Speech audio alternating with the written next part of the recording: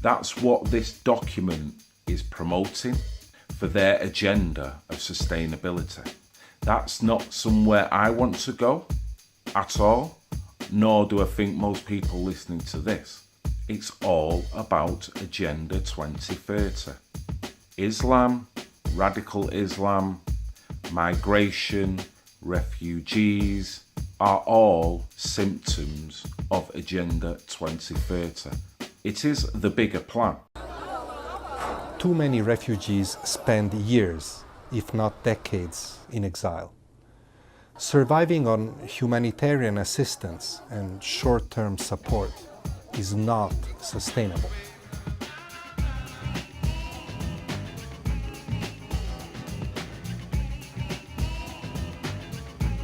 To thrive, not just survive, refugees need opportunities to join and strengthen the fabric of the communities that host them.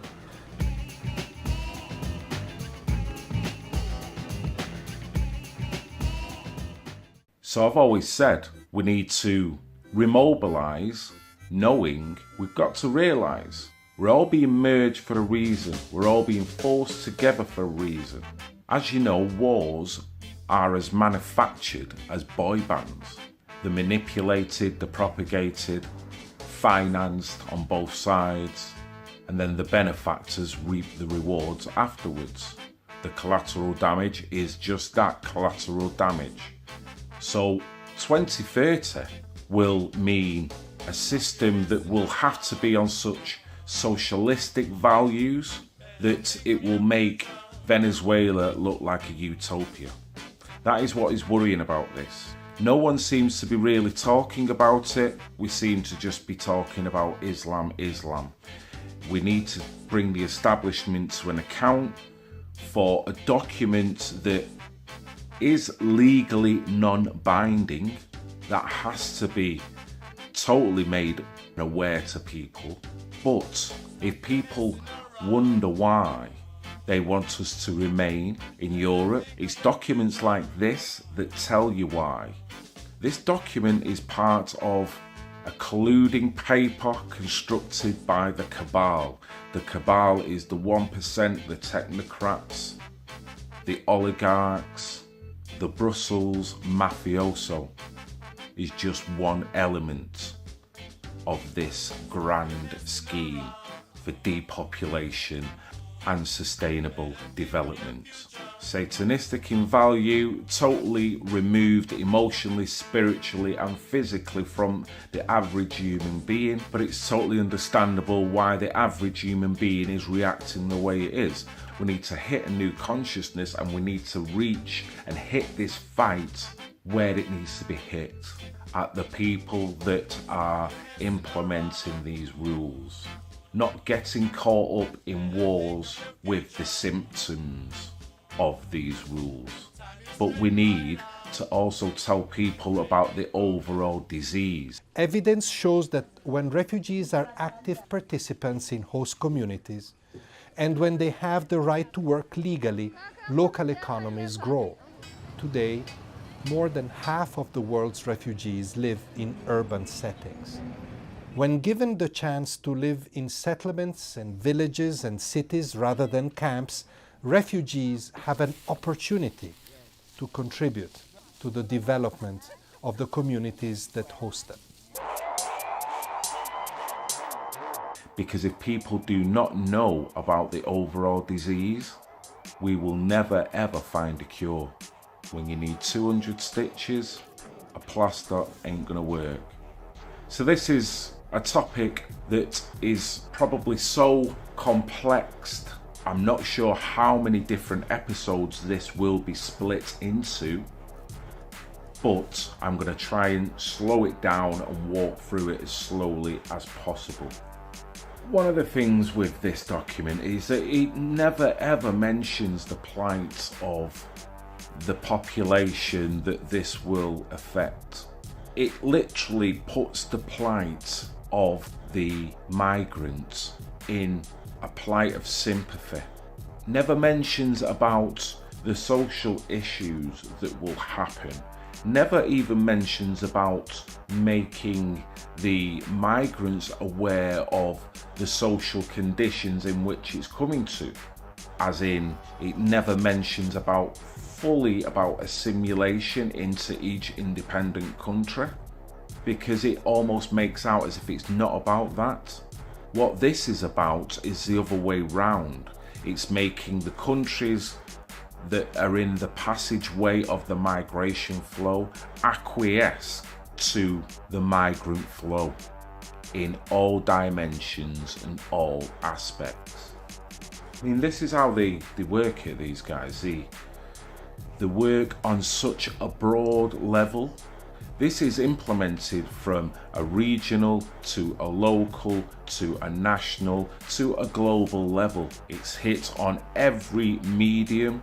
It's actively financed to work into place, promoted in the way of a Trojan horse, gives the impression that this is the way the world is steering and you would be better on this side of the fence, without fully weighing up the consequences to what the actual advert is all about, the consequences for humanity.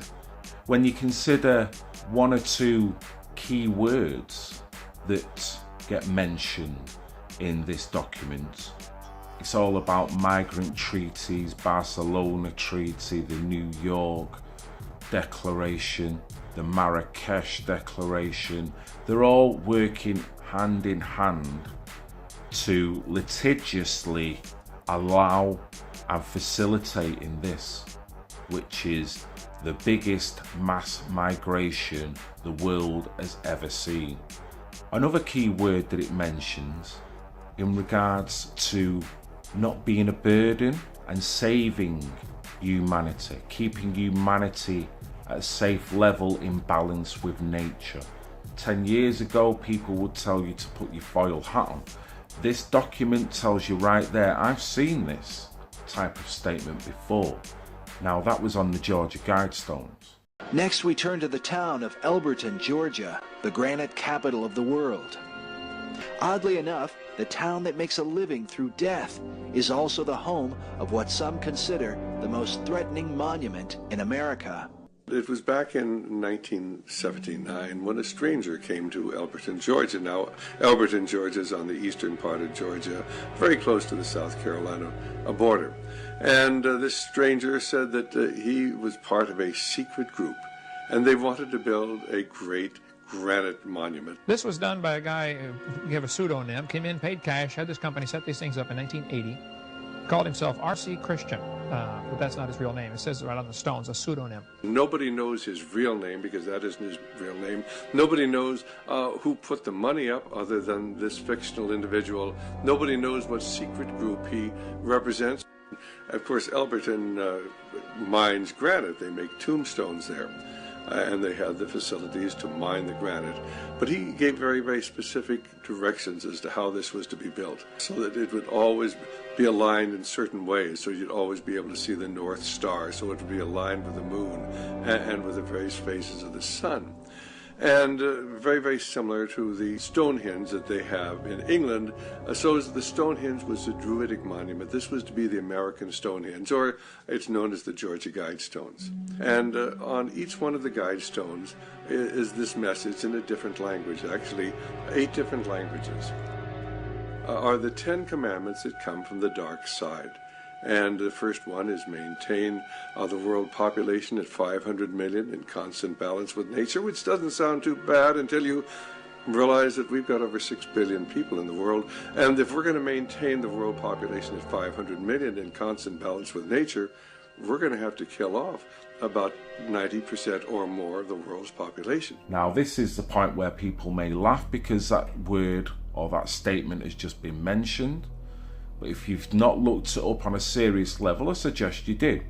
But regardless of whether you believe in the Georgia Guidestone and the true edicts of what it's trying to portray to people, which is a depopulation of the world, we do know there are enough elites that are trying to facilitate that. This document proves it, as well as several other elites over the years. question has been asked many times how the people who are perpetrating these things expect to do this and make it last. And the answer to that is that you steal a generation of children and you indoctrinate them so that they accept these ideas and they become global citizens in the coming global village. UNESCO came out and declared 2005 to 2015 the decade of education for sustainable development. But they go on to say that it will encompass the 40 chapters of Agenda 21. That is your federal national curriculum. The entire purpose of second grade social studies is to transfer loyalty from the family to the government and teach them about sustainable economic consumption. Students construct their own understandings of reality and realize that objective reality is not knowable. So why bother? The truth is, the truth which keep men free is being suppressed in order to prop up the attitude training agenda. And it moves on. This is our new math called connected mathematics. Standard 3 tells us that students learn that mathematics is man-made, that it is arbitrary, and good solutions are arrived at by consensus. Most of us assume 2 plus 2 is always going to equal 4. You're wrong. We might reach a new consensus. How well does it work? Well, they tell you in the teacher's guide in the back, it tells us that because the curriculum doesn't emphasize arithmetic computations done by hand, some students may not do as well on tests assessing computational skills. We believe such a trade-off in the favor of CMP is very much to the student's advantage in the world of work. Our children are mathematically illiterate on purpose. How do I know on purpose? Why isn't this just a basic bad idea? Because the Sustainable Development Plan tells us so. Generally, more highly educated people who have higher incomes consume more resources than poorly educated people who tend to have lower incomes. In this case, more education increases the threat to sustainability. In this case, more education increases the threat to sustainability.